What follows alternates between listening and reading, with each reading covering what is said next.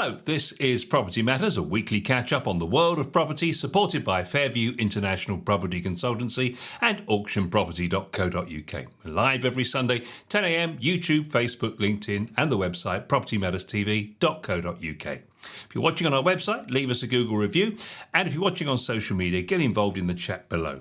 Our email address for any particular topics you want us to discuss is hello@propertymatterstv.co.uk. If you don't have time to watch us on a Sunday, you can get us on the move each week with a podcast version of the show available from the platforms over on the other side of the screen. They're available Monday, 10 a.m, a day after the Sunday show. And finally, we're broadcast across the week on Dilsey Radio as well. So let's take a look at the property news, and there's plenty of it this week with Joe Joshi. Yes, hello, good morning. Good morning to everybody, our viewers and listeners. Yeah, it's election fever, as they would now call it, I suppose, and what that would mean for all those that are in the property world. Indeed. Let's take a look at that. And of course, the big story of the week is that the Prime Minister Rishi Sunak has announced a general election, of course, Thursday, the 4th of July, 2024, and Parliament will be dissolved next Thursday, the 30th of May. As you might expect, the announcement has prompted speculation from various quarters as to what the impact of the upcoming election might have on the property market. So I think it's fairly much agreed by professionals that any new government must ensure there's comprehensive support in place for first-time buyers to prevent the prospect of home ownership becoming out of reach, which arguably many would say it already is, but increasingly and equally ensuring that the housing market remains balanced for all people. It's also important there's a full-scale commitment to ensure wider infrastructure is also planned as we witness an ever-growing population.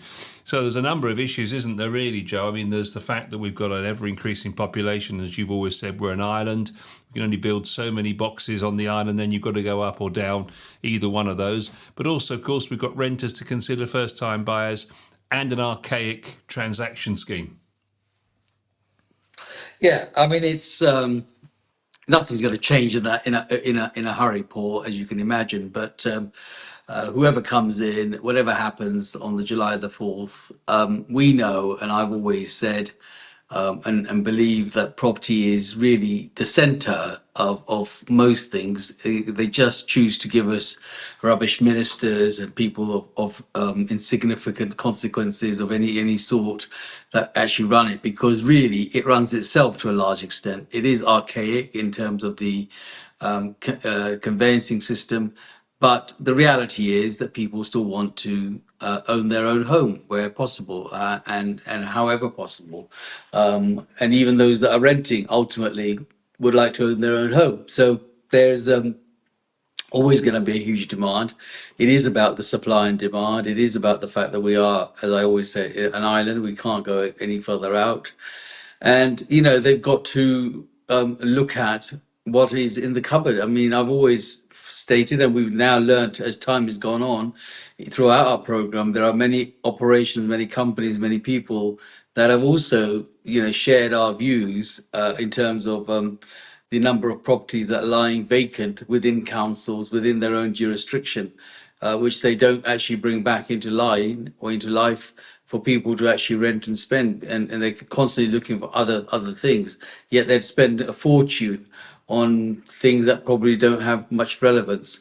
You know, a home is where the heart is, as they say, and people want to have that home, and however that comes. And we've known through subsequent governments and all sorts of things around the world that, you know, you've got to build your way out. And whether it's Sunak or Steimer, they've got to, you know, turn around and say that this is how they're going to, you know, shore up the property market and get the confidence of the voters and the people that want to buy.